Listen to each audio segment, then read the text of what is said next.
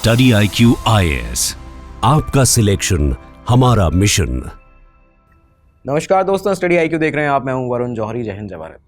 आज बात करेंगे एक ऐसे गैंगस्टर की जिसे बॉलीवुड डॉन कहा जाता था, जिसे फिल्म इंडस्ट्री का नाइटमेयर कहा जाता था। चाहे गुलशन कुमार की हत्या हो, या फिर राकेश रोशन के ऊपर हुई फायरिंग, या फिर मनीषा कोइराला के मैनेजर का कत्ल, सभी में इस गैंगस्टर का नाम आया।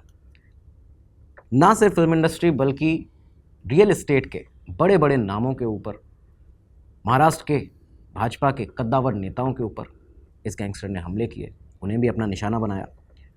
और ये ऐसा गैंगस्टर था जिसके बारे में कहते हैं कि ये दाऊद इब्राहिम से दुश्मनी लेने वाला, उसके ऊपर हमला करने वाला एक पहला गैंगस्टर माना जाता है। हम बात कर रहे हैं अबू सालेम की। लेकिन आखिर कैसे आजमगढ़ का एक मैकेनिक दाऊद इब्राहिम के बॉलीवुड बिजनेस का टॉप हेड बन जाता है? वो अबू सालेम जिसे एक समय पर दाऊद इब्राहिम ने प्यार से नाम दिया था अबू सामान, कैसे एक समय आया जब दाऊद ही उसकी जान का दुश्मन बन गया? कैसे कराची से बैठकर अबू सालेम ने दाऊद इब्राहिम के ऊपर हमले की प्लानिंग की थी, उसे मारने की प्लानिंग की थी? और आखिर ऐसा क्या हुआ था कि दाऊद को अबू सालेम की वाइफ से माफ़ी मांगनी पड़ी? ये सब कुछ आज आपको पता चलने वाला है। इसके अलावा ये भी बताएंगे आपको कि 1993 बॉम्बे बॉम्ब ब्लास्ट में कैसे अबू सालेम का नाम आया इस पूरी कॉन्स्पिरेसी में, इस पूरे अटैक में। क्या वो संजय दत्त और अबू सालेम का कनेक्शन था? और इन सब के बीच में अबू सालेम की मोनिका बेदी से मुलाकात कब हुई, कब इन लोगों का जो एक लव अफेयर था वो शुरू हो जाता है। इसके अलावा एक बहुत बड़ा सवाल कि क्या पुर्तगाल में अबू सालेम के छुपे होने की खबर एजेंसीज को दाऊद इब्राहिम से मिली थी? और आखिर कैसे बिना एक्स्ट्राडिशन ट्रीटी के भारत और पुर्तगाल के बीच फिर भी पुर्तगाल से अबू सालेम और मोनिका बेदी को भारत लाया गया? ये सारी डिटेल जानकारी आपको यहाँ पे इस एपिसोड में मिलने वाली है। बहुत दिनों से आपकी फरमाइश, आपकी रिक्वेस्ट थी कमेंट बॉक्स में कि अंडरवर्ल्ड से रिलेटेड एक और केस लाइए, एक केस स्टडी लाइए, तो ये आपके लेकर हाजिर हैं। अपने ऐसे और भी कमेंट जो हैं वो आप बता सकते हैं, आपके टॉपिक बता सकते हैं। कमेंट बॉक्स में जय हिंद लिखना मत भूलिएगा। अब शुरुआत करते हैं, आगे बढ़ते हैं इस एपिसोड में। तो शुरुआत होती है साल 1969 से। ये वो साल था जब उत्तर प्रदेश के आजमगढ़ के एक छोटे से गांव सराय मीर में अबू सालेम का एक लोअर मिडिल क्लास परिवार में जन्म होता है। अब ये जो जन्म है इसके बारे में भी 2 साल बताए जाते हैं, क्योंकि सीबीआई की जो रिपोर्ट है, जो सीबीआई के मुताबिक बताया जाता है, वो साल है 1969 और मुंबई पुलिस के रिकॉर्ड्स में 1962 बताया जाता है, 1962 कि इसका 1962 में जन्म हुआ था। तो खैर यहाँ पे सालेम का जन्म हुआ। परिवार में माता पिता और 4 भाई थे इसके। पिता जो थे अब्दुल कयूम अंसारी, पेशे से वकील थे उस समय। लेकिन सलीम के जन्म के बाद में इसका जब बचपन उस समय पर बीत रहा था, तभी देखा जाता है कि सलीम के पिता की एक रोड एक्सीडेंट में मौत हो जाती है। अब्दुल कयूम अंसारी की अब जब पिता की मौत हुई तो यहाँ पे परिवार की स्थिति बिगड़ी, और उसके बाद में परिवार की स्थिति को सुधारने के लिए, आर्थिक सहायता परिवार को देने के लिए अबू सालेम ने यहाँ अपने ही उसी होम टाउन में, सराय मीर में ही, उसी गाँव में एक मैकेनिक का काम करना शुरू कर दिया। मैकेनिक का यहाँ से काम करता है कम उम्र से ही। 1980s का ये दौर आ गया था। 80s में बताया जाता है, मिड 80s के आसपास ही अपना इंटर कॉलेज आजमगढ़ से कंप्लीट करने के बाद अबू सालेम जो था वो सीधा दिल्ली का रुख करता है। राजधानी में आया दिल्ली। गांव से निकलकर दिल्ली आया हुआ ये जो अबू सालेम था, उस समय पर करीबन 20 साल के आसपास की उम्र बताई जाती है, 18-20 साल के बीच की। यहाँ इसने टैक्सी ड्राइवर का काम पहले शुरू किया। उसके बाद बताते हैं कि कुछ महीने बाद इसे एक और काम मिला जो कि ड्राइवर का था, एक पर्सनल ड्राइवर। और बताया जाता है कई रिपोर्ट्स में कि यहाँ पे ये एक कांग्रेस लीडर हुआ करते थे, रोमेश शर्मा नाम के। दाऊद से संबंध भी उनके बताए जाते हैं, कई सारे उसमें प्रॉपर बाकायदा आर्टिकल्स आप देख सकते हैं। तो रोमेश शर्मा के लिए भी इसने ड्राइवरी जो है वो की है। तो यहाँ से काम करता है। लेकिन 1985 के अराउंड बताते हैं कि ये वो साल था जब अबू सालेम ने यहाँ ये काम भी छोड़ा। दिल्ली से अब वो सीधा मुंबई चला जाता है। मुंबई पहुँचा। मुंबई पहुँचने के बाद अबू सालेम ने अपने जो शुरुआती दिन थे इसके मुंबई में, वहाँ कई सारे छोटे छोटे काम, अलग अलग काम किए। बताते हैं कि बांद्रा से लेकर अंधेरी के बीच में उसने ब्रेड डिलीवरी बॉय का भी काम किया था, ब्रेड यहाँ से वहाँ बेचने का काम किया।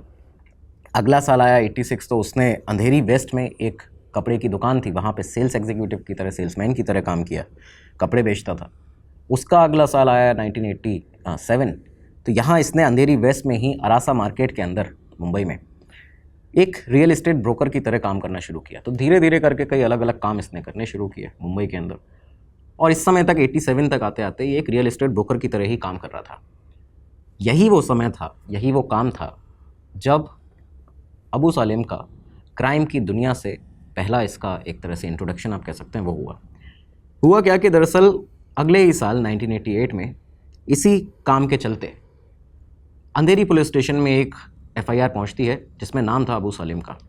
ये एफआईआर थी कि दरअसल अबू सालेम ने रियल एस्टेट ब्रोकिंग के इसी काम के चलते अपने एक साथी के ऊपर जानलेवा हमला किया, और यहाँ से उस साथी ने जाके इसका जो एक पार्टनर था उसके ऊपर जब ये हमला सलीम के द्वारा किया गया तो उसने जाके अंधेरी पुलिस स्टेशन में एफआईआर कराई। अब ये एफआईआर पहुंची, पहली दफ़ा पुलिस रिकॉर्ड्स में नाम दर्ज हुआ अबू सालेम का। इसी साल एक और केस सामने आया। बताते हैं कि इसने लोकल लेवल पर प्रोटेक्शन मनी लेने का ये सब काम भी शुरू किया था, एक्सटॉर्शन करने का काम भी शुरू कर दिया था। तो एक व्यक्ति के साथ इसने इतनी बुरी तरह मारपीट की थी कि उस व्यक्ति की मौत हो गई थी, और यहाँ भी ये जो 2-3 लड़के उसमें मौजूद थे उसमें अबू सालेम का भी नाम सामने आया। तो एक तरह से कह सकते हैं कि जो जराइम की दुनिया है उससे अबू सालेम का अब पूरी तरह से कनेक्शन हो चुका था। यही वो साल थे 1988-89 के, जब क्राइम की दुनिया से तो संपर्क हुआ ही, साथ ही साथ में दाऊद इब्राहिम के डी कंपनी से, दाऊद गैंग उस समय हुआ करता था, उससे भी संपर्क हुआ। ये इस तरह से हुआ था कि दरअसल यही वो समय था 88-89 का, जब मुंबई में ही अबू सालेम का एक कज़न, उसका एक भाई अख्तर नाम था, अख्तर ये जो था ये यहाँ अंधेरी रेलवे स्टेशन के पास एक अपनी दुकान चलाता था। इलेक्ट्रॉनिक गुड्स जो थे, सस्ते इलेक्ट्रॉनिक गुड्स उनको सेल करता था। अलग अलग तरह के रेडियो और इक्विपमेंट वगैरह उसकी दुकान पर मिलते थे, लेकिन साथ ही साथ एक कॉनमैन भी था अख्तर, मतलब कि फ्रॉड भी करता था। तो ये जो फ्रॉड था अख्तर, इसके साथ में अबू सालेम यहाँ पे इसका जाना होता है, इससे मिलना होता था लगातार क्योंकि उसका भाई था। यहीं पे अख्तर के थ्रू सलेम की मुलाकात हुई डी कंपनी के एक gang leader, local gang leader वहाँ के, सैयद टोपी से। डी कंपनी का ये जो गैंग लीडर था सैयद टोपी, यहाँ पे अबू सालेम के साथ में उसका मिलना जुलना शुरू होता है, और यही वो पूरा एक सर्कल बना है जब सैयद टोपी ने अबू सालेम की मुलाकात कराई जे इब्राहिम से। जे इब्राहिम दरअसल एक गोल्ड स्मगलर था। दाऊद का जो भाई है अनीस इब्राहिम, उसके लिए उसका बहुत करीबी था, उसके साथ काम करता था। और इसी पूरे नेटवर्क में जो कुल मिला के डी कंपनी है, अनीस इब्राहिम का जो नेटवर्क था, तो जे इब्राहिम ही था जिसने अबू सालेम की मुलाकात अनीस इब्राहिम से कराई। यानी कि अब अबू सालेम सीधा दाऊद इब्राहिम के छोटे भाई के साथ में संपर्क में आ गया था। ये सारी चीज़ें चली। अनीस के साथ संपर्क में आने के बाद अनीस इब्राहिम ने अबू सालेम को नौकरी पर रखा डी कंपनी में, दाऊद गैंग में। ये जो जॉब इसे दिया गया था ये था कि इसे ड्राइवर रखा गया, क्योंकि इसका पहले का एक्सपीरियंस भी वही था। ड्राइवर के साथ साथ डिलीवरी बॉय का इसको काम दिया जाता है, पास्ट एक्सपीरियंस को देखते हुए। काम क्या था कि जितना भी गुजरात से लेके बॉम्बे तक आर्म्स स्मगलिंग है, एक्सप्लोसिव्स की स्मगलिंग है, हवाला कैश है, या फिर स्मगल्ड सामान की को यहाँ से वहाँ भेजना है, ये सब कुछ अबू सालेम करेगा, एक जगह से दूसरी जगह तक ले जाएगा, और यही उसकी कोर जिम्मेदारी, मेन इसका रिस्पॉन्सिबिलिटी होगी। बताया जाता है कि 1989 से 1993 इन 4 सालों के बीच में अबू सालेम ने डी कंपनी के लिए जो डिलीवरी बॉय का, एक ड्राइवर का जो जिस तरह से काम किया है, वो इस एक जगह से दूसरी जगह सामान पहुंचाने में एग्जैक्ट बिना किसी गलती के वो ये काम करता था। इसके पहले डी कंपनी को इस तरह का कोई लड़का नहीं मिला था। तो यहीं पर दाऊद इब्राहिम ने अबू सालेम का नाम रखा था अबू सामान, और अब से यहीं से उसे एक निकनेम अबू सामान के नाम से बुलाया जाने लगा था। अब इस बीच क्योंकि अबू सालेम दाऊद गैंग के लिए काम कर रहा है, तो जाहिर बात है कि दाऊद गैंग के जो ड्राइवर भी हुआ करते थे या जो लोग संपर्क में रहते थे, तो वो भी बहुत ज़्यादा गुंडागर्दी और दादा बन के रहते थे, जबरन लोगों से वसूली किया करते थे। ये सारी चीज़ें रहीं उस समय पर, और यही ऐसा कुछ एक केस देखने को मिलता है अबू सालेम के साथ शुरुआती दौर में। बताते हैं कि इस बीच साल 1991 में अबू सालेम ने शादी की, और ये शादी उसने जबरन की थी।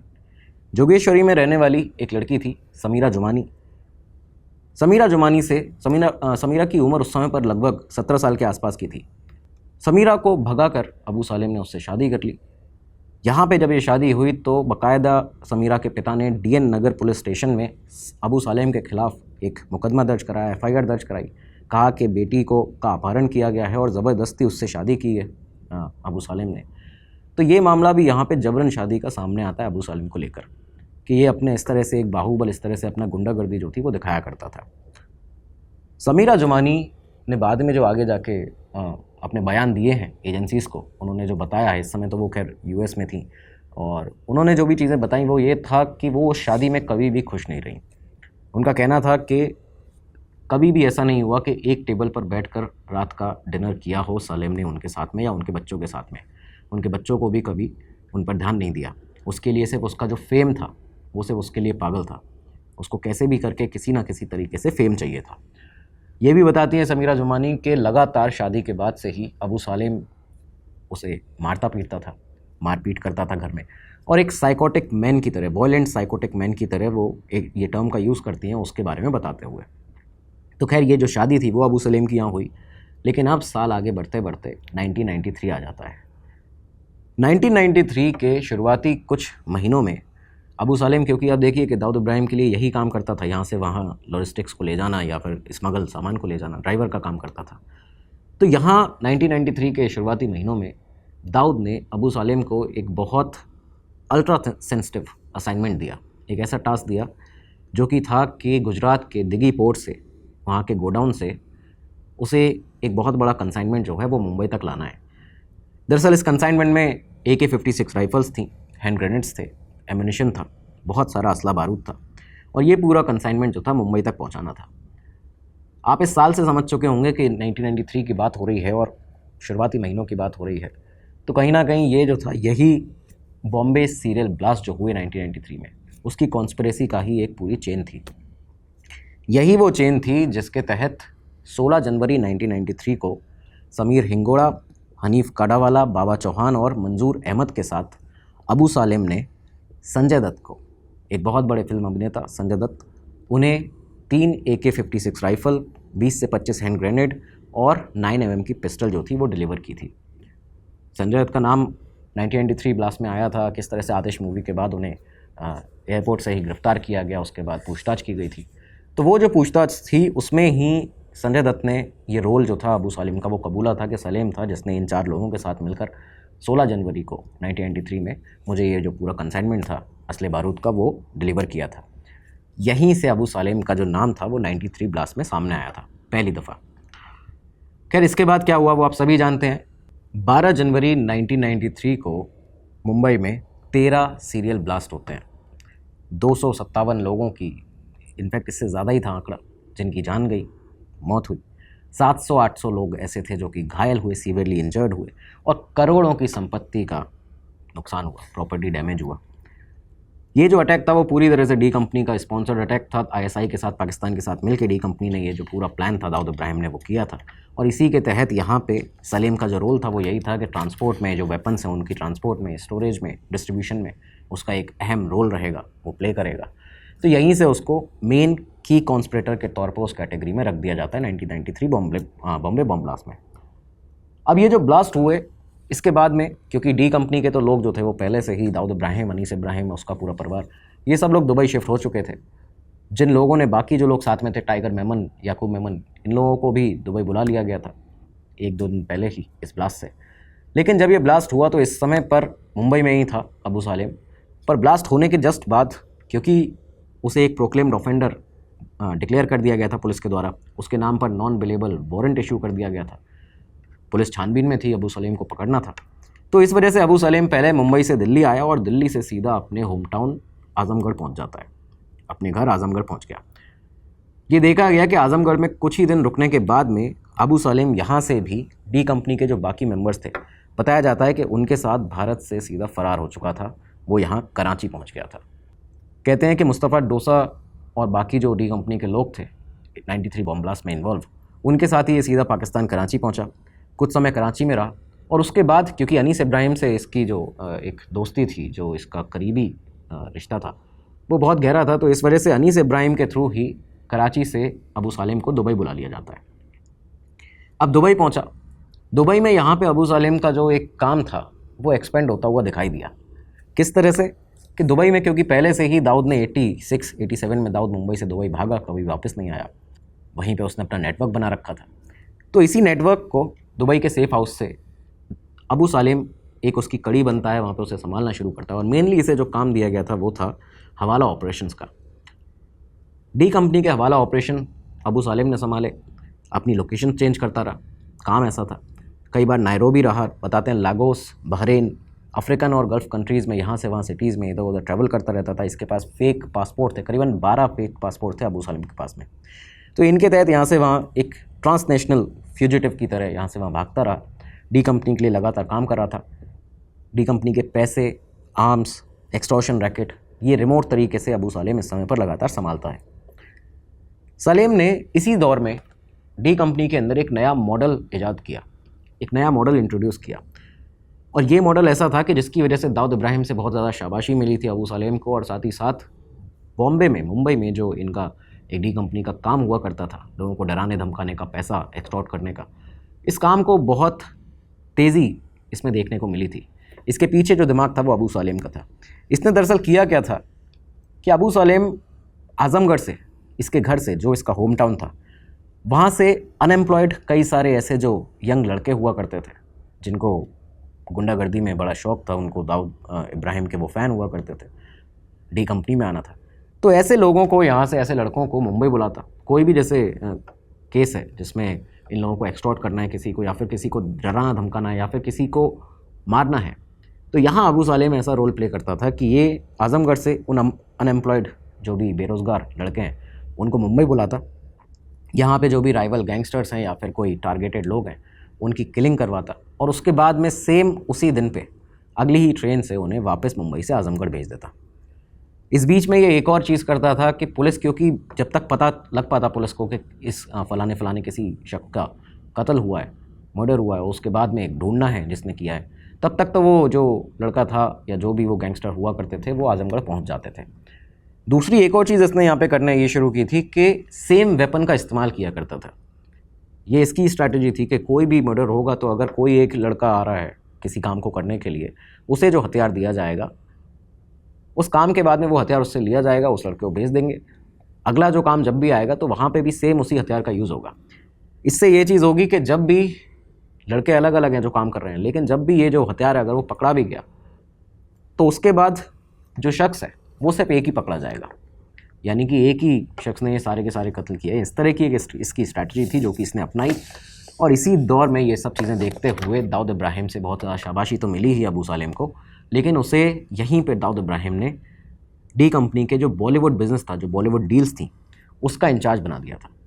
1995 के आसपास की ये बात बताई जाती है, 93-95 के आसपास, जब इन सालों के अंदर अबू सालेम जितना भी बॉलीवुड के जो ओवरसीज़ डिस्ट्रीब्यूशन राइट्स थे फिल्मों के, फिल्म फाइनेंसिंग थी, ब्लैक मनी का जो प्लेसमेंट था, कहाँ कहाँ कैसे कैसे किस फिल्म में पैसा लगाना है, प्रोड्यूसर्स से प्रोटेक्शन मनी एक्सटॉर्शन के तौर पे लेनी कैसे है, कैसे किसको धमकाना है, किसको डराना है, ये सारी चीज़ें अबू सालेम ने इसी समय पर करना शुरू किया। और इसके टारगेट्स जो थे वो नामी लोग थे फिल्म इंडस्ट्री के। गुलशन कुमार को इसने टारगेट किया, म्यूज़िक बैरन, बहुत बड़े म्यूज़िक बैरन गुलशन कुमार, उनकी हत्या में भी बाद में नाम आया।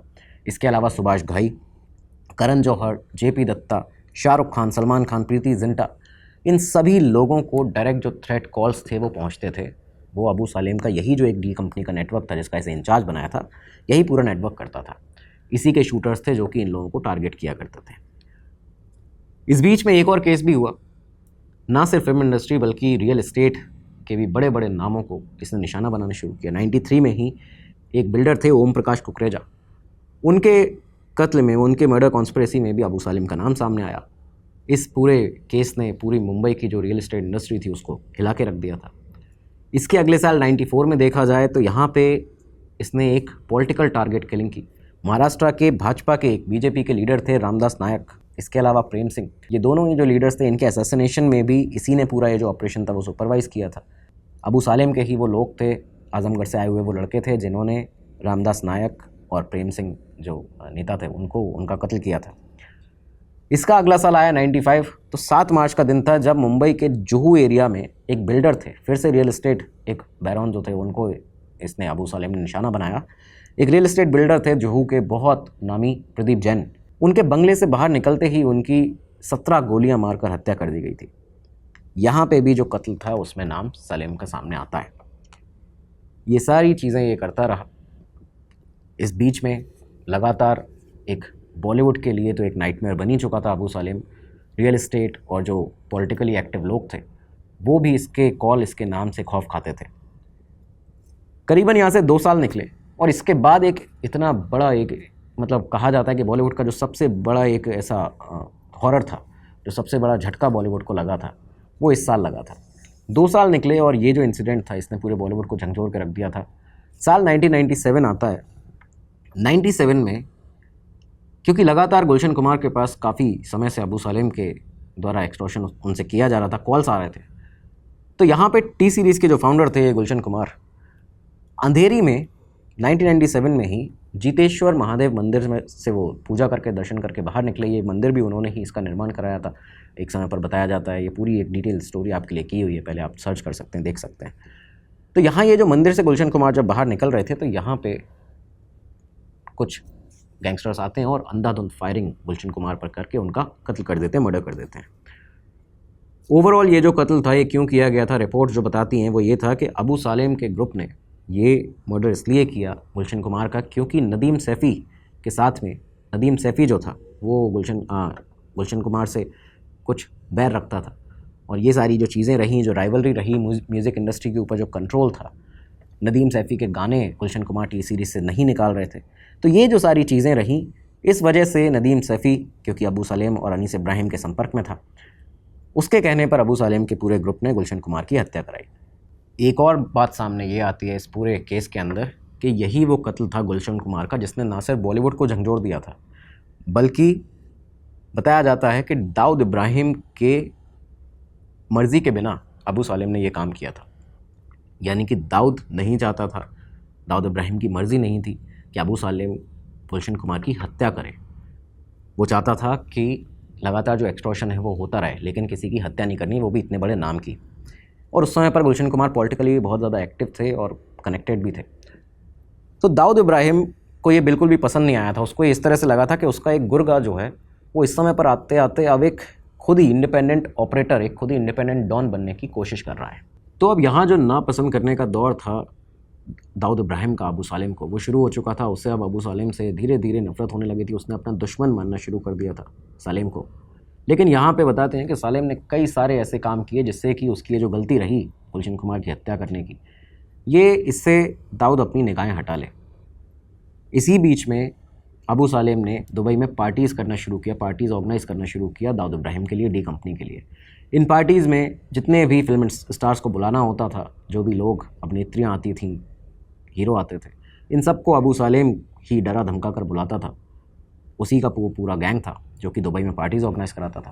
ये सारी चीज़ें उसने की, लेकिन क्योंकि दुश्मनी जो थी वो शुरू हो चुकी थी यहाँ पे, तो देखा गया कि 1997 ये वही साल था जब अबू सालेम को पाकिस्तान भेजा जाता है दाऊद के द्वारा। ये इसलिए भेजा गया था जिससे कि पाकिस्तान में दाऊद के छोटे भाई हुमायूं की शादी का फंक्शन था, तो उसमें जितना भी अरेंजमेंट है उसके लिए अबू सालेम को पाकिस्तान भेजा गया। सालेम वहाँ गया भी, लेकिन जब वो वापस आया तो इसके बाद दुबई पुलिस ने सालेम के ऊपर एक FIR, एक केस दर्ज कर लिया। ये केस था कि दरअसल सालेम के जो भाई थे सलीम और नईम, इनके द्वारा एक कंपनी चलाई जा रही थी, कार इंपोर्ट फर्म, और यही वो शायद कार इंपोर्ट फर्म थी जो कि पूरा ये जो शोज़ थे, जो इवेंट थे दुबई में फिल्म स्टार्स के, वो ऑर्गेनाइज़ करती थी। तो यहाँ ये जो कार फर्म थी, इसके ऊपर एक फ्रॉड केस जो था दुबई पुलिस अचानक से दर्ज करती है। अब आप खुद सोचिए कि दुबई है, दाऊद इब्राहिम वहाँ पर रह रहा है, सारे लीगल धंधे कर रहा है, सारे जितने भी गलत काम हो सकते हैं वो सब कर रहा है। दूसरी तरफ उसका एक बहुत ही क्लोज एड है अबू सालेम। अब तक उसके ऊपर कुछ नहीं हुआ था, लेकिन यहाँ से यही जो साल रहा एक गलती का अबू सालेम की, उसके बाद ही अचानक से उसके भाइयों के ऊपर FIR हो जाती है, उन्हें गिरफ्तार कर लिया जाता है और अबू सालेम के ऊपर भी केस दर्ज कर लिया जाता है इस फ्रॉड का, कार इंपोर्ट फ्रॉड का। यहाँ से जैसे ही अबू सालेम को पता चला कि उसके ऊपर केस हो चुका है, वो इसके बाद सीधा जो इसके 12 फेक पासपोर्ट थे उसमें से उसका एक फ़ेक पाकिस्तानी पासपोर्ट था, वो यहाँ से दुबई आया, लेकिन जैसे ही पुलिस उसको पकड़ने के लिए पहुँची, दुबई पुलिस, वो यहाँ से फ़रार हो जाता है, भाग जाता है, सीधा पाकिस्तान भागा था बताया जाता है। ये अबू सालेम यहाँ समझ चुका था कि दाऊद से अब उसका जो एक संपर्क है वो पूरी तरह से ख़त्म करना पड़ेगा, क्योंकि दाऊद उसका दुश्मन बन चुका है।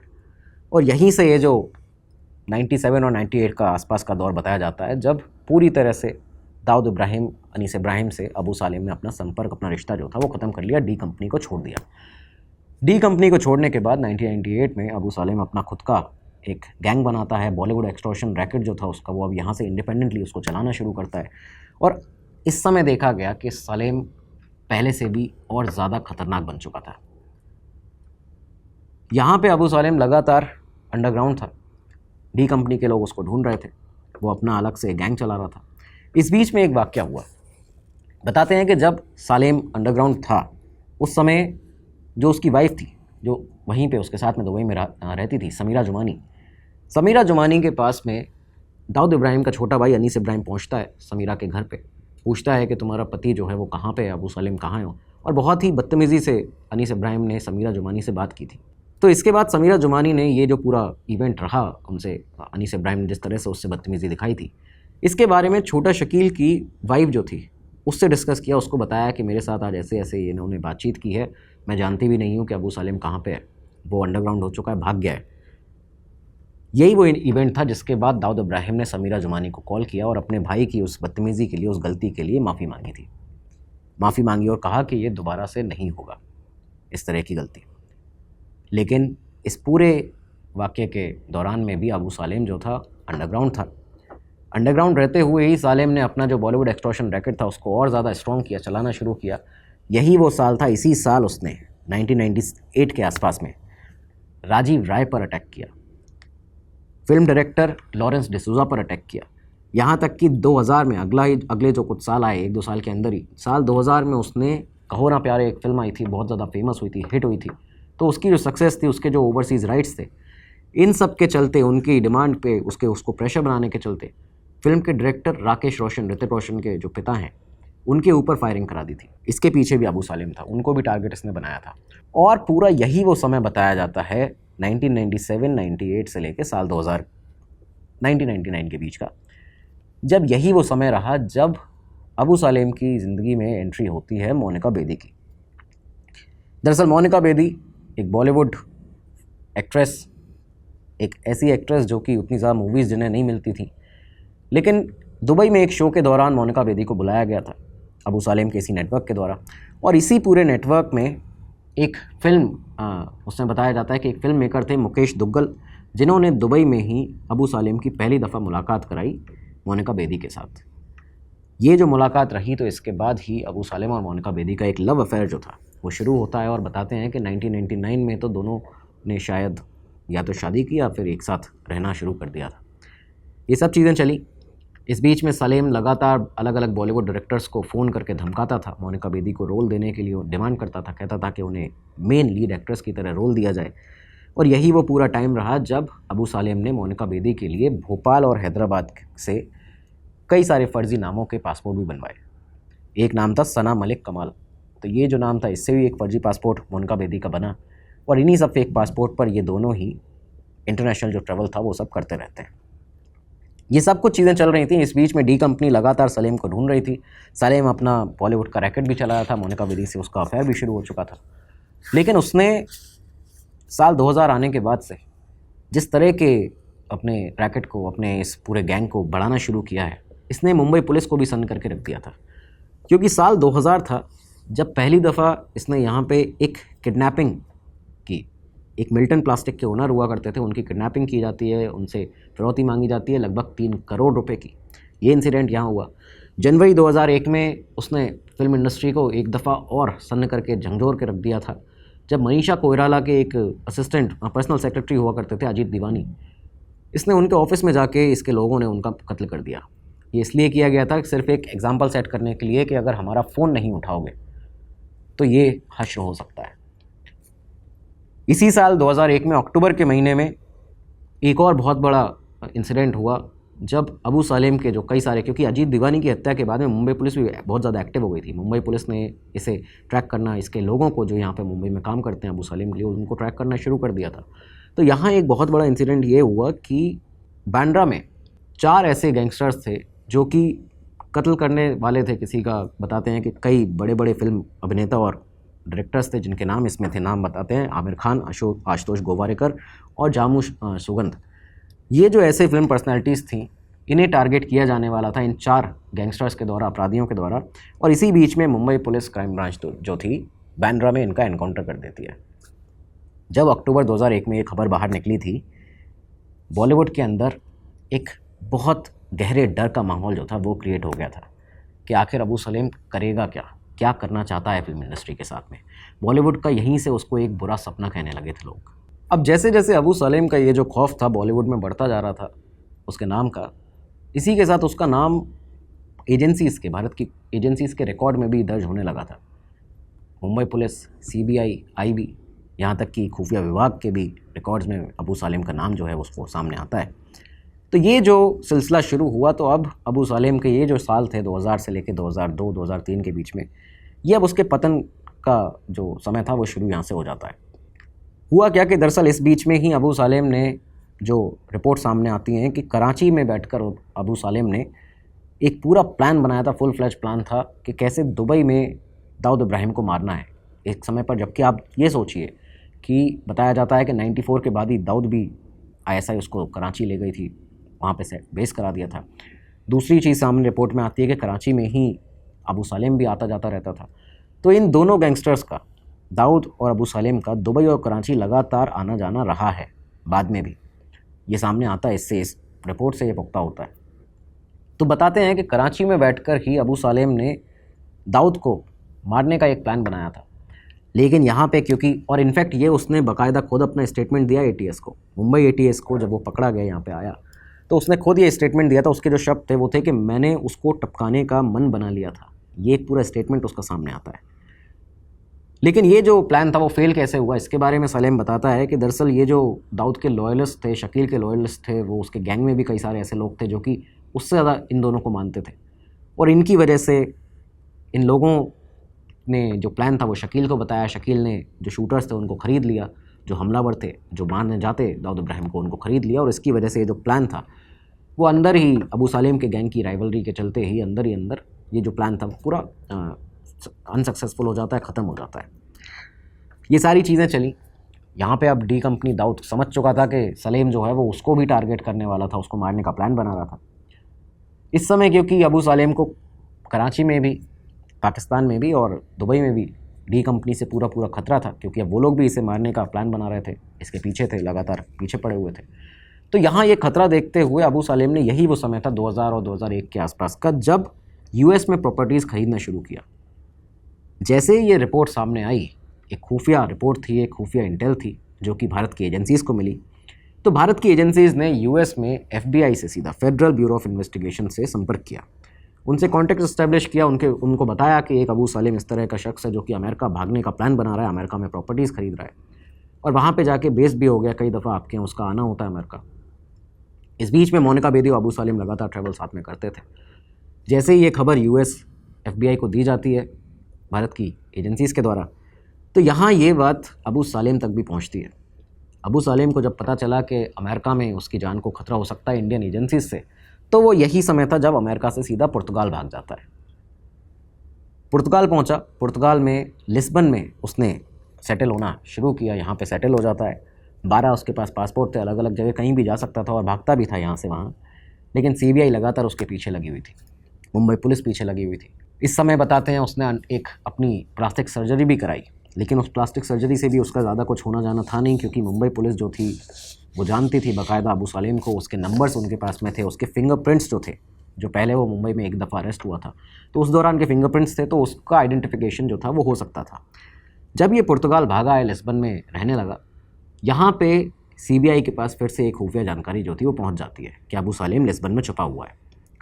इस जानकारी के बारे में बताया जाता है, और ये सिर्फ अफवाह है, आप इसको अफवाह की तरह ही मानिएगा, क्योंकि ये कही जाती हैं चीज़ें कि कहीं ना कहीं दाऊद इब्राहिम इसके पीछे था। ये जो टिप आई थी ये दाऊद इब्राहिम के द्वारा भिजवाई गई थी कि अबू सालेम पुर्तगाल में छुपा है।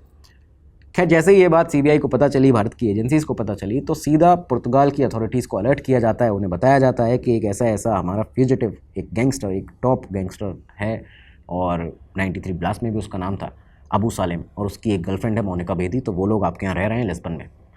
ये सारी चीज़ें जब बताई गई पुर्तगाल की अथॉरिटीज़ को, पुर्तगाल में इन्वेस्टिगेशन करी वहाँ की एजेंसीज़ ने। इसी के तहत साल 2002 20 सितंबर का दिन था जब लिस्बन में पुर्तगाल की जो पोर्चुगीज़ पुलिस थी, इंटरपोल के रेड कॉर्नर नोटिस के बाद में, बाकी छानबीन के बाद में, अबू सालेम का पता लगाती है, उसके सेफ हाउस तक पहुँचती है और वहाँ से सालेम और मोनिका बेदी को अरेस्ट कर लिया जाता है।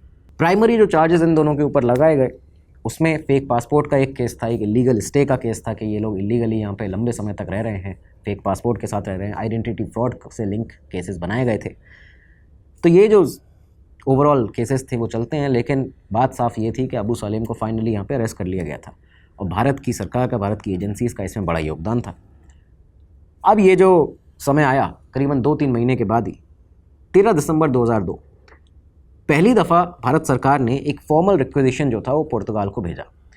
पुर्तगाल को कहा गया कि जो 9 क्रिमिनल केसेस थे अबू सालेम के वो बताए गए उस पूरी डॉक्यूमेंट में, उन्हें लिस्ट किया गया और कहा गया कि सालेम का एक्स्ट्राडिशन आप कर दीजिए भारत, आप उसका प्रत्यर्पण जो है वो भारत करिए, उसको भारत भेजिए, क्योंकि यहाँ पे भारत और पुर्तगाल की कोई फॉर्मल एक्स्ट्राडिशन जो डायरेक्ट एक्स्ट्राडिशन ट्रीटी थी वो यहाँ पे थी नहीं, तो ये बहुत मुश्किल होने वाला था। इन सब चीज़ों के लिए जो सीबीआई के उस समय के डायरेक्टर थे पीसी शर्मा, उनका खुद 2 दफ़ा वो इस पूरे टाइम पे उन्होंने विज़िट किया लिस्बन को, वहाँ पे अथॉरिटीज़ से जाके पुर्तगाल अथॉरिटीज़ से बातचीत की सालेम के एक्स्ट्राडिशन के लिए। 5 दिन बाद 17 दिसंबर 2002 को भारत के उस समय डिप्टी प्राइम मिनिस्टर हुआ करते थे LK आडवाणी, तो लाल कृष्ण आडवाणी ने भी भारत की तरफ से एक एश्योरेंस दिया पुर्तगाल को, पुर्तगाल के प्रधानमंत्री को। ये कहा गया आडवाणी के द्वारा कि सालेम को आप भारत भेज दीजिए, यहाँ पे हम आपको ये एश्योरेंस देते हैं कि उसको मौत की सज़ा, डेथ पेनल्टी नहीं दी जाएगी।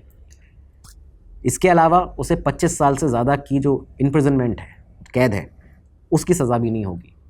और दूसरी चीज़, आप बिल्कुल निश्चिंत हो जाइए क्योंकि हम भारत सरकार, हमारे जो एम्बेसडर हैं वहाँ पुर्तगाल में, सभी आपको आश्वासन देते हैं कि कोई भी ऐसे गुनाह के लिए उसको प्रोसिक्यूट नहीं किया जाएगा जो कि बाद में उसके ऊपर जो केस है वो चलाया जा रहा हो दोबारा से आके यहाँ पे, और इसके अलावा किसी भी थर्ड कंट्री को उसको हैंड ओवर नहीं करेंगे। तो बाकायदा यहाँ पे जो हमारे इंडियन एम्बेसडर थे उन्होंने भी उसी इनफैक्ट 2003 आ गया था अगला साल, 25 मई तक उन्होंने भी एश्योरेंस दिया कि किसी भी अदर ऑफेंस में उसको गिल्टी नहीं किया जाएगा, इस तरह के जो कि उस पर अभी तक मुकदमा जो नहीं चल रहा है उसके अलावा किसी थर्ड कंट्री को नहीं दिया जाएगा। तो ये सब चीज़ें जब हुई, इन सब एश्योरेंस के बाद, डायरेक्ट ट्रीटी ना होने के बावजूद, पुर्तगाल की जो मिनिस्ट्री ऑफ जस्टिस थी उसने 28 मार्च 2003 को एक्स्ट्राडिशन जो था उसे अलाउ कर दिया। यहाँ से एक्स्ट्राडिशन अलाउ हुआ। इसके बाद ये मामला सलेम की तरफ से, उसने वहाँ पे अपने वकील कर रखे थे, सलीम और मोनिका बेदी के वकील जो थे, उन लोगों ने इसको चैलेंज किया पुर्तगाल की अदालत में, वहाँ पे केस चला। अगला साल आ गया फरवरी 2004। फरवरी 2004 में फाइनली पुर्तगाल की अदालत से भी ये जो केस था वो क्लियर होता है। उसके बाद भी जो अपील थी लगातार ये लोग भेजते रहे पुर्तगाल में, ये केस और लंबा चलता रहा, 1 साल और निकल गया, इनफैक्ट 1.5 साल निकल गया। 11 नवंबर 2005 आ गया। 11 नवंबर 2005 को फाइनली सारे इनके जो अपील थी उनको खारिज करके पुर्तगाल ने अबू सालेम और मोनिका बेदी को पुर्तगाल से भारत एक्स्ट्राडिट कर दिया। तो 2005 में सालेम और मोनिका बेदी को भारत लाया जाता है। सालेम को एंटी टेररिस्ट स्क्वाड ATS और CBI की जो कस्टडी थी उसमें रखा गया। मोनिका बेदी को भी जेल में रखा गया उस समय पर। कोर्ट हियरिंग्स अब जो शुरू हुई, जब ये ट्रायल शुरू हुई, तो इसके दौरान लंबी ट्रायल चली 2005 से करीबन, ये जो हम आपको पूरा एक इवेंट बता रहे हैं सारी चीज़ें, वो मिला के करीबन आप 2015 तक मान लीजिए, 10 साल टोटल लगभग का जो समय है उसमें क्या क्या हुआ वो आपको बताया जा रहा है। ये जो ट्रायल्स जब चलना शुरू हुई तो इस दौरान कई दफ़ा सलेम ने कोर्ट में आके ये आरोप लगाया कि इंटरोगेशन के दौरान उसके साथ 3rd डिग्री टॉर्चर दिया गया है, उसके साथ भारी बुरी तरह से जो है बेल्ट से उससे मारपीट की गई है। एक दफ़ा उसने ये भी बताया कि बेंगलोर में जो नार्कोस का एनालिसिस हुआ था उस टेस्ट के दौरान करीबन 5 घंटे तक वो बेहोश रहा था। KEM जो हॉस्पिटल है वहाँ पे उसे एडमिट होने का भी उसने जिक्र किया। ये सारी चीज़ें लगातार वो करता रहा, लेकिन क्योंकि जिस तरह के अपराध थे तो उसके बाद जो उसके साथ में चीज़ें पूछताछ के लिए बनती थी वो की गई एजेंसीज़ के द्वारा, पुलिस के द्वारा। तो ये सब चीज़ें यहाँ पे लगातार चलती हैं। सालेम को मुंबई की high security Arthur road jail में शिफ्ट किया जाता है। यहाँ जब वो जेल में रहा तो अब यहाँ आप देखिए कि उस दौरान में क्या हुआ। डी कंपनी के कई सारे गुर्गे, कई सारे टॉप गैंगस्टर्स रहे हैं वो आर्थर रोड जेल में उस समय पर बंद थे, और इन्हीं में से एक था मुस्तफ़ा डोसा। मुस्तफ़ा डोसा, इस गैंगस्टर ने जुलाई 2010 में अबू सालेम के ऊपर जो खाना खाने के लिए जो जेल में चम्मचें वगैरह जो खाने के लिए मिलती हैं, स्पून जो मिलती है, उसे इतना शार्प कर लिया था, धारदार उससे हथियार बना लिया था कि एक दफ़ा जुलाई 2010 में उसने ब्रेकफास्ट करते समय सुबह अबू सालेम के चेहरे पर उसके ऊपर जानलेवा हमला किया था। उसके चेहरे पर इतने ज़ख्म दिए थे, इतने उससे हमले किए थे, उसकी गर्दन पर हमले किए थे कि उसकी जान चली जाए, इस तरह का उसके ऊपर हमला किया गया था। लेकिन यहाँ पे भी अबू सालेम बच जाता है। डी कंपनी के एक गैंगस्टर के द्वारा हमला हुआ जेल में, फिर भी बच गया।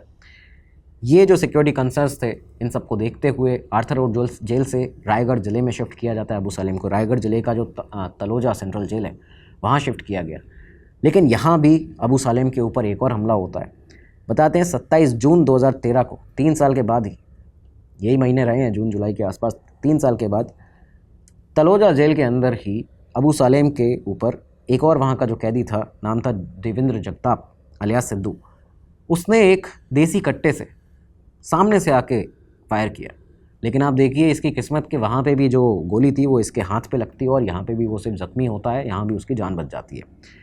फरवरी 2015 था वो टाइम जब साल 95 का, जो 20 साल पहले करीबन उस समय के हिसाब से अगर देखा जाए, 20 साल पहले का जो मुंबई में प्रदीप जैन एक बिल्डर थे, 17 गोलियां मारी गई थी उनको, वो जो मर्डर केस था, उस मर्डर केस में स्पेशल टाडा कोर्ट ने अबू सालेम और उसके शूटर मेहंदी हसन को दोषी पाया और अबू सालेम को लाइफ इम्प्रिजनमेंट की, उम्र आजीवन कारावास की जो सज़ा थी वो सुनाई जाती है।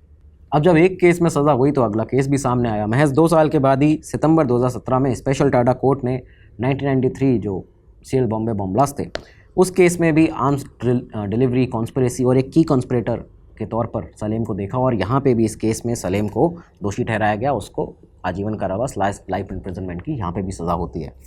मोनिका बेदी को इस बीच में जितने भी केसेस मोनिका बेदी के ऊपर चल रहे थे वो सब अलग अलग जो फेक पासपोर्ट केसेस थे भारत की और फॉरेन कोर्ट्स में, वो सारी चीज़ें चल रही थी। तो खैर मेन यहाँ पे हमारा जो टॉपिक है वो अबू सालेम के ऊपर है। आगे साल बढ़ते हैं, 2021 आता है। 2021 में दिल्ली की एक कोर्ट ने अबू सालेम को 7 साल की जेल की सज़ा सुनाई एक एक्सटॉर्शन केस में जो उसने 2002 में किया था। 2002 में पुर्तगाल से बैठे बैठे ही अबू सालेम ने 5 करोड़ रुपए की डिमांड की थी, फिरौती की, दिल्ली के एक बिजनेसमैन थे अशोक गुप्ता, उनसे। इस केस में भी 7 साल की इसको 2021 में सज़ा सुनाई गई। अगला साल आया 2022, तो इस टाइम देखा गया कि अबू सालेम ने टाडा कोर्ट के द्वारा जो उसको लाइफ इम्प्रिजनमेंट की सज़ा दी गई थी उसको सुप्रीम कोर्ट में जाके चैलेंज कर दिया। सालेम का ये कहना था, उसका एक तर्क था कि भारत सरकार जो है वो पुर्तगाल को दिया हुआ जो उनका एश्योरेंस है कि 25 साल से अधिक सज़ा इसको नहीं होगी, उसको ठुकरा रही है, उसको नकार रही है, उससे मुकर रही है। सुप्रीम कोर्ट ने यहाँ पे कहा कि देखिए ऐसा है कि भारत की जो अदालत है वो क्राइम के बेसिस पर, जो भी क्राइम तुमने इंडिया में किए हैं अबू सालेम के ऊपर जितने भी केसेस थे उनके बेसिस पर तुम्हें जो है वो लाइफ इम्प्रिजनमेंट की सज़ा जो है वो दे सकती है, लेकिन जब ये पूरी हो जाएगी, क्योंकि हम बाउंड हैं उस चीज़ से कि हमने एक एश्योरेंस दिया है पुर्तगाल की सरकार को, तो इसकी वजह से जब तुम्हारी ये 25 साल की सज़ा पूरी होगी तो उसके बाद हम, जिसकी गिनती भारत के अंदर 12 अक्टूबर 2005 से की जाएगी, जब लाया गया है उसके बाद से। सालेम दरअसल ये सोच रहा था कि जो पुर्तगाल में उसने इतना समय जो जेल में 3 साल निकाले हैं और उसके बाद में उसका जो जेल में अभी ठीक ठाक एक व्यवहार रह रहा है, उन सबको देखते हुए उसकी सज़ा जो है बाकी जो माफ़ कर दी जाए, और पहले भी वो पुर्तगाल में जेल में रह ही चुका है। तो इन सब चीज़ों को वो काउंट यहाँ पर कर रहा था। तो यहाँ अदालत ने, सुप्रीम कोर्ट ने उसे क्लियर किया कि तुम्हारी जो सज़ा है वो उसको दरअसल 12 अक्टूबर 2005 से गिना जा रहा है, और जब ये पूरी 25 साल की सज़ा हो जाएगी तो उसके बाद यूनियन गवर्नमेंट ऑफ इंडिया के जो हमारे जो प्रेसिडेंट हैं उनके पास एक अर्ज़ी भेजी जाएगी कि सज़ा इसकी कम कर दी जाए या ख़त्म कर दी जाए, इस तरह का। पुर्तगाल में बीते गए समय को सालेम काउंट कर रहा था, भारत सरकार नहीं।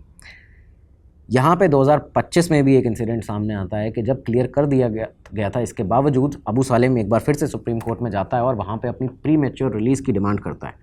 उसने यहाँ पे तर्क दिया कि 2005 से जेल टर्म जो है, अंडर ट्रायल पीरियड जो है, जेल में अच्छा व्यवहार जो है, तो इसकी वजह से उसको 2 साल 9 महीने की जो उसकी सज़ा है वो उसमें छूट मिलनी चाहिए, रिमिशन मिलना चाहिए, और उसके बाद में 25 साल की सज़ा उसकी अब कंप्लीट हो चुकी है। ये वो अपने आप से ही डिसाइड कर रहा था। लेकिन यहाँ पे जस्टिस विक्रम नाथ और संदीप मेहता की जो बेंच थी, उन्होंने उससे एक सवाल किया। उन्होंने पूछा कि ये कौन सा मैथ है जिसके चलते 2005 से 2025 तक 25 साल हो जाते हैं। तो यहाँ पे उस मैथ के ऊपर सवाल किया गया था इन जजेस के द्वारा, और साफ़ तौर पर ये रिमार्क दिया गया कि आपकी अभी सज़ा जो है वो कंप्लीट नहीं हुई है। और कोर्ट ने खास तौर पर ये कहा था कि you are convicted under TADA, you were behind bars not for doing anything good to society. और इसके बाद अभी भी इस समय पर जो रायगढ़ जेल है वहीं पे अबू सालेम जो है वो बंद है। तो दोस्तों ये था आज का पूरा केस, पूरा वीडियो अबू सालेम के ऊपर। बहुत दिनों से आपकी जो एक रिक्वेस्ट थी, टॉपिक आपने भेजा, और हमारा काम है आपके टॉपिक को आगे रखना। रखा और यहाँ पे आपके लिए वीडियो लेकर हाजिर थे। अब आपका काम है इस वीडियो को शेयर करना, लाइक करना, कमेंट बॉक्स में अपनी राय देना और कमेंट बॉक्स में जय हिंद ज़रूर लिखिएगा। अपने फैमिली फ्रेंड सर्कल में शेयर किया कीजिए। ये जो वीडियोज़ हैं बहुत रिसर्च करनी पड़ती है, खुद ही रिसर्च करते हैं और इसको बनाने में नरेट करना पड़ता है फिर, तो ये यहाँ पे जो मेहनत है उसे सफल बनाइए, मिलियंस में व्यूज़ आएँ, लोगों तक पहुँचे, ये सारी चीज़ें आगे बढ़ें, आपके लिए और नई कहानियाँ बना पाएँ हम। तो ये शेयर करिए अपने फैमिली फ्रेंड सर्कल के साथ में। अब अगले एपिसोड में आपसे मुलाकात होगी, तब तक के लिए दीजिए इजाज़त दोस्तों। नमस्कार, धन्यवाद, जय हिंद, जय भारत। स्टडी IQ IAS, आपका सिलेक्शन हमारा मिशन।